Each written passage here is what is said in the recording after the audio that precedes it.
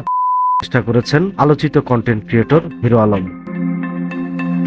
বগুড়ার ধুনট উপজেলায় ঘনিষ্ঠ বন্ধুর বাড়িতে বেড়াতে গিয়ে ওষুধ করে এমন বেরসিক কাণ্ড ঘটান হিরো আলম। শুক্রবার দুপুরে তাকে অচেতন অবস্থায় ধুনট উপজেলা স্বাস্থ্য কমপ্লেক্সে ভর্তি করান তার বন্ধু জাহিদ। তবে চিকিৎসক বলেছেন হিরো আলম সম্পূর্ণ শঙ্কামুক্ত রয়েছেন।